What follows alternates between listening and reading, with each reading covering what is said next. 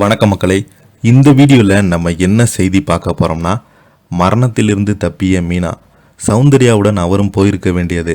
அவரே சொன்ன சாக். இணையதளத்தில் வைரலாகும் செய்தி. வாங்க என்ன தகவல் என்ன செய்தின்னு இந்த வீடியோவில் விரிவாக பார்க்கலாம். அதுக்கு முன்னாடி முதன் முறையாக நம்ம சேனலை ஃபஸ்ட் டைம் பார்க்குறீங்கன்னா சப்ஸ்கிரைப் பண்ணாதவங்கெல்லாம் சப்ஸ்கிரைப் பண்ணிக்கோங்க.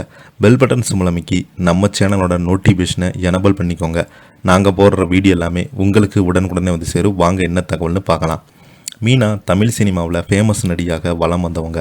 90களில் அவங்க நடித்த ஏராளமான திரைப்படங்கள் மெகா ஹிட் ஆகி அவரை ரசிகர்கள் கனவு கன்னியாக மாற்றிய சூழல். இப்படி இருக்கிய வித்யாசாகர் என்பவரை திருமணம் செய்து கொண்டாங்க. நைனிகா என்ற மகளும் இருக்கிறாங்க. இந்த நிலையில் அவங்க இன்று பிறந்தநாள் கொண்டாடி வரும் சூழலில் மீனா கொடுத்திருக்கும் பேட்டி வைரலாகி வருகிறது.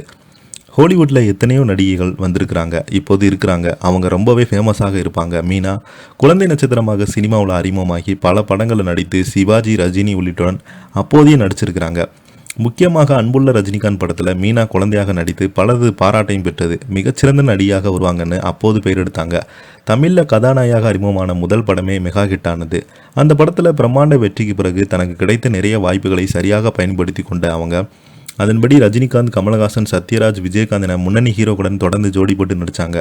மறுபக்கம் அப்போது வளர்ந்து வந்த நடிகையாக இருந்த அஜித் உள்ளிட்டோருக்கு ஜோடி போட்டு நடித்தாங்க. கதாநாயகி வாய்ப்பு குறைந்த சமயத்தில் வித்யாசாகர் என்பவரை திருமணம் செய்து கொண்டாங்க.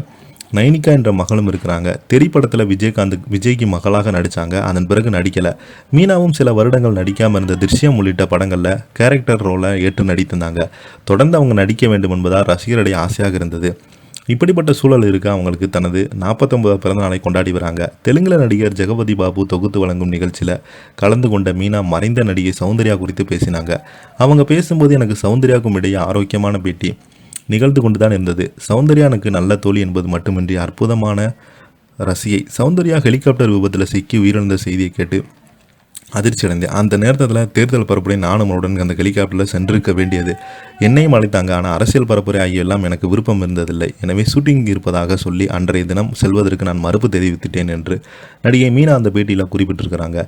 இப்போ பார்த்தீங்கன்னா இந்த செய்தி சோசியல் மீடியாவில் வைரல் ஆகிட்டு வருது. இதை பற்றி நீங்கள் என்ன கீழே உள்ள கமெண்ட் பாக்ஸில் மறக்காமல் பதிவிடுங்க. இந்த வீடியோ பிடிச்சிருந்தால் லைக் பண்ணுங்கள், ஷேர் பண்ணுங்கள், கமெண்ட் பண்ணுங்கள். நன்றி, வணக்கம்.